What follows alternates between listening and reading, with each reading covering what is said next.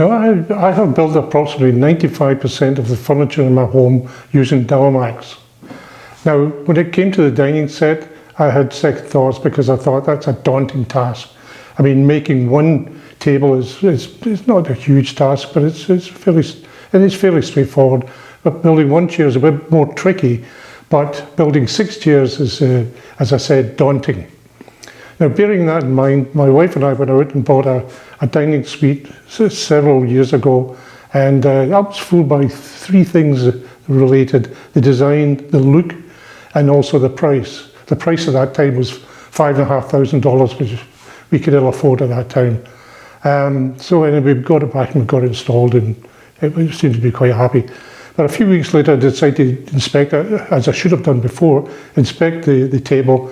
And I found that the top was veneered MDF, and the joints, instead of wooden joints, mortise and dowels or whatever, it was steel lag bolts, which just floored me. I was really disappointed.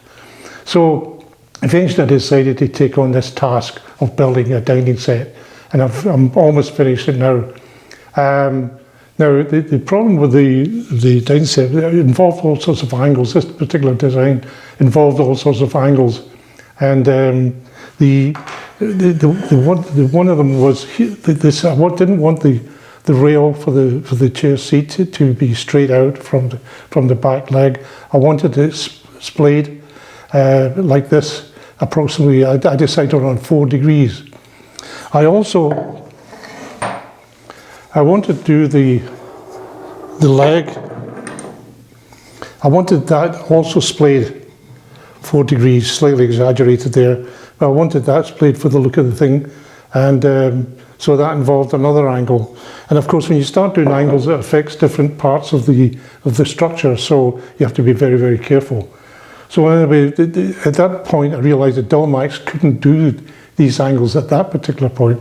So I decided to design something which would take care of these problems, and I've actually done it. So it's another breakthrough for Dowelmax. So we'll get started on that.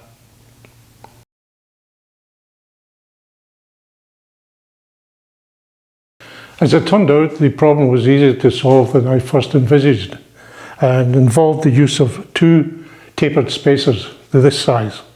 It measures approximately, this one's wood. We may make it in aluminum at some point in the future, but anyway, this one's it's about just less than 1 inch by 3 1/4 by a thickness suitable so that you can get the screws into the countersunk screws so that they don't foul the wood.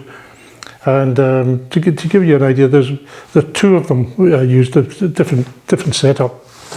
This will give you a better idea. This is the tapered shim or spacer for the leg, and you can see it's tapered over the length of the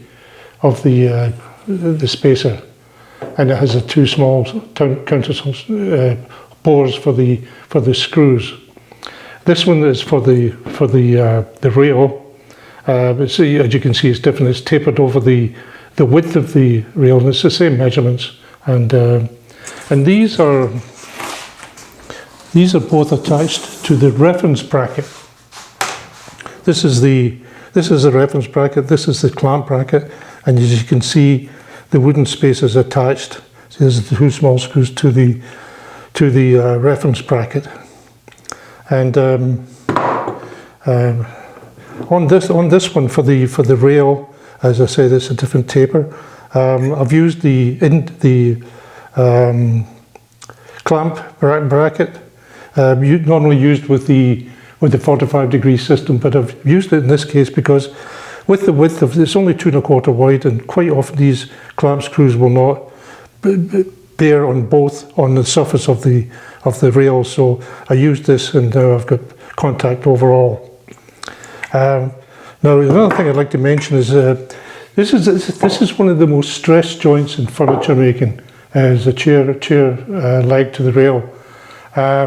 So what I intend doing here was this is the bores here. There's going to be 3 of them, 3/8, and it's going to be a 2-inch dowel, very snug dowel, and it's going to be, as I say, 2 inches. Now, the one coming in from the cross rail is only going to be getting 3/4 of an inch so that they don't foul each other.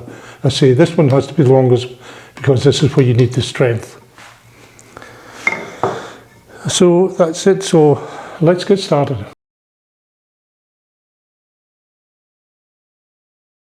Now we're going to start with the leg, drilling the three bores, and this is the device. It's the same device. It's just for ease of save time. I've used both 2 Dowelmaxes. We've got a 1/2 inch spacer in the reference end to spread the span of the device, and a 3/4 in here just as again to spread it. Now the spacer's in place. Spacer's in place, and there you can see the two small screws. So now something I've been doing for the last few years is using this as for the initial index. It's very handy. You can't always do it, but it can be done in this particular case. Just insert that, bring it back to this position, tighten up the clamp screws, and then now we're drilling 2, 3 and 4.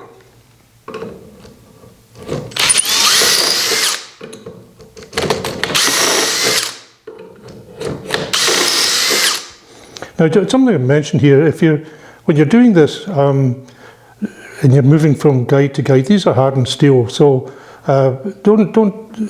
try not to contact the guide with the drill when you're inserting, and make sure the drill is stopped.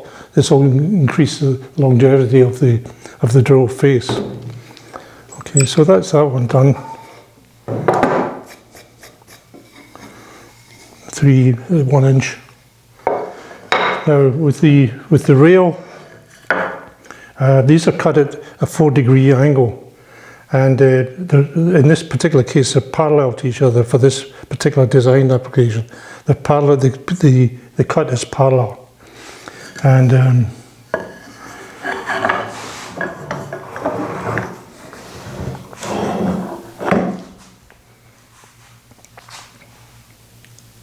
this is the one from.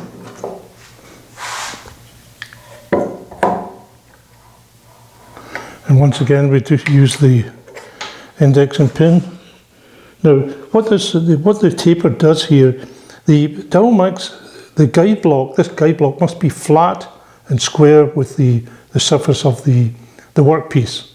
So that Tapered spacer brings it back exactly 4 degrees, and as I say, it will be absolutely flat on top of the workpiece. And now you can see the use for these, for the clamp adapter. Now we take this out, and then we do exactly the same thing. We drill into 2, 3 and 4, exactly just over 1 inch penetration.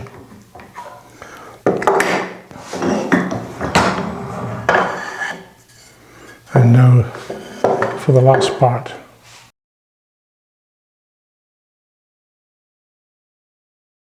Now to finish up, people have often asked me how I prepare the glue for the dowels. What I try to do is cover all contact surfaces, bar none. So I use an artist brush, which is approximately just less than 3/8 of an inch, and I use it to coat the entire inner periphery of the bore, each one, and I do a layer along the center. I usually stain, so I don't want to get the glue on the outside. I usually prep before I glue, so that obviates some of the problem, but you just make sure you get some. The same with this one, and the inside periphery is very important, and get some here, and I'm trying to avoid the outside edge as much as you can. And now, as I said, I like to use snug dowels for this application, because it is a joint that's under stress. Can be. So as you can see, these are really snug dowels. And make sure we've got this in the right place.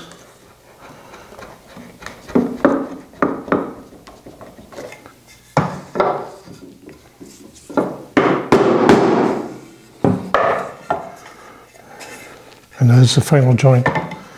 Now, as you can see, I hope you can see, there's a 4-degree taper between the back leg and the front, and the leg is slightly splayed out at the bottom,